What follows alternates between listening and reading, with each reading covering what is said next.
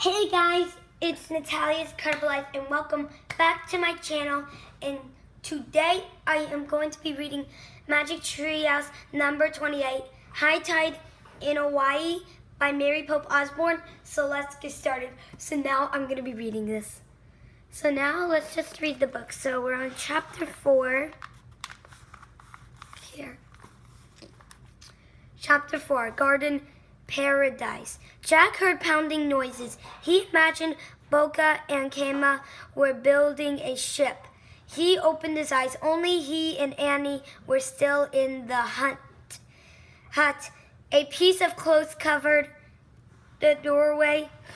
Jack sat up and shook Annie. "Wake up," he said. She opened her eyes. "I think they were building a ship outside," said Jack. Come on, let's go. Come on, let's go." Annie jumped up. "Don't forget your Leah," she said. They put on their flowers wreaths, said Jack, lifted the cloth over the doorway, and they stepped out into the warm sunlight. Boca, Kema, and their parents smiled at Jack and Annie. They were all working, but no one was building a ship. Boca was pounding a wide stripe of bark with a wooden club. Kema was using a stone to pound something that looked like a fat, sweet potato. Their parents were weaving grass mats. "What were you making?" Jack asked. "I'm making tapa," said Boca. "First I beat the bark of the mulberry tree house thin sheets. Then my father pastes the sheets together to make clothes for us. This is the root of a taro plant. Oops.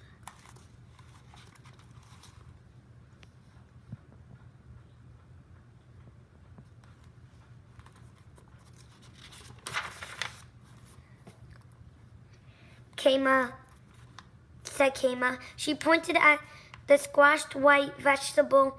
"When you add fruit to it, you get poya." "Great," said Jack. By the way,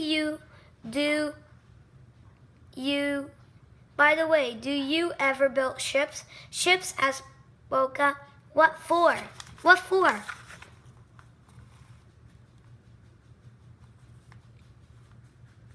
Jack shrugged. To sail away, he said. "Why would he do that?" said Kema. "Good question," said Jack, smiling. "Can I help Annie?" asked Kema. "Sure," said Kema.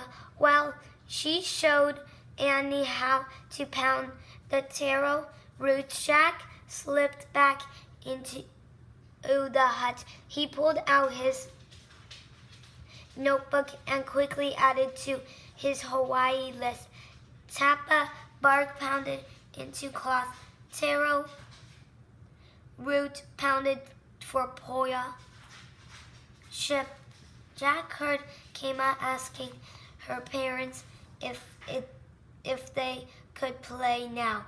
"We've finished our chores," said Kema. "May we take Jack and Annie to the ocean?" "May we take Jack and Annie to the ocean for wave riding?" said Boca. Jack held his breath. He half hoped their parents would say no. Yes, go have a good time with your friends," said their father. "Come on," said Jack. Annie called. Jack put his notebook away. He pulled on his pack and joined the others outside. "We'll be back in a little while."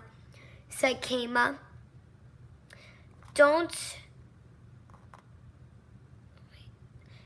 He pulled on his back.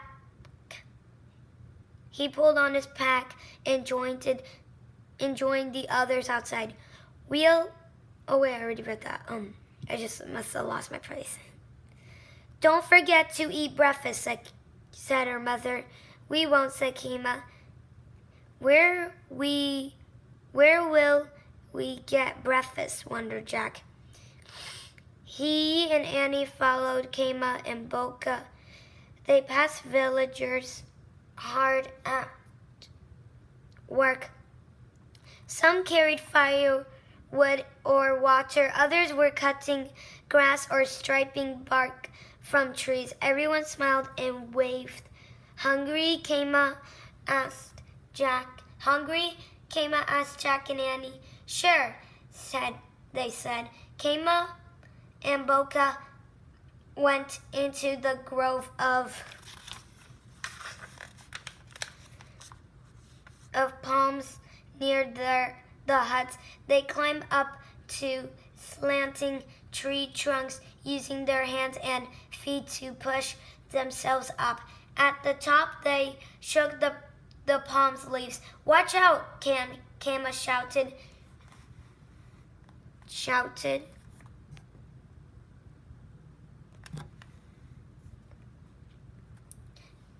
Watch out, Kama shouted.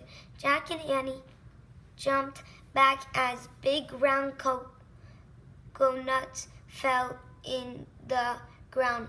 Kama and Boca slid down the trees. They each picked up a coconut. Then they found rocks and began to whack the hard shells.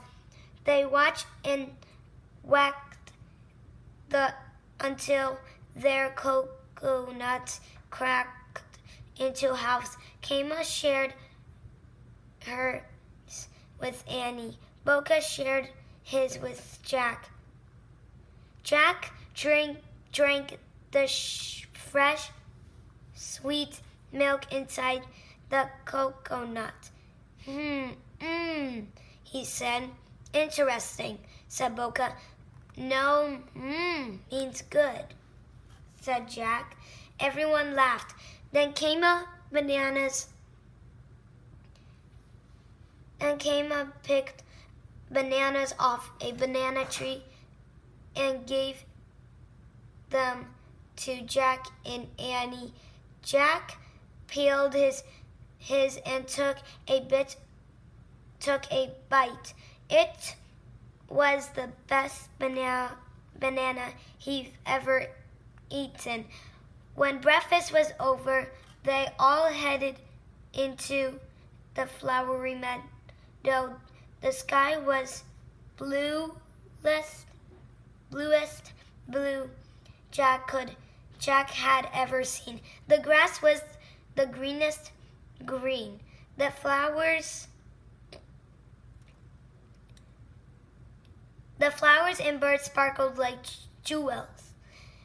Hawaii is like a garden paradise, Jack thought. He wanted to look up Hawaiian birds and flowers in the research book. As the others kept walking, he stopped and pulled out the book. Jack, come on, Annie shouted. She was standing at the edge of a cliff with Boca and Kama. Jack put away the book and hurried to join the others. He looked down at the beach 50 feet below. There were no people, only seashells and seaweed lay on the glistening white sand. Big foamy waves crashed against the shore. Wow, said Annie. Oh no. Uh-oh, thought Jack. Okay, so I'm going to stop here and I'm going to read the next chapter tomorrow. So I hope you enjoyed my video today on Natalia's incredible life. And I'll see you guys soon. Bye. Stay incredible.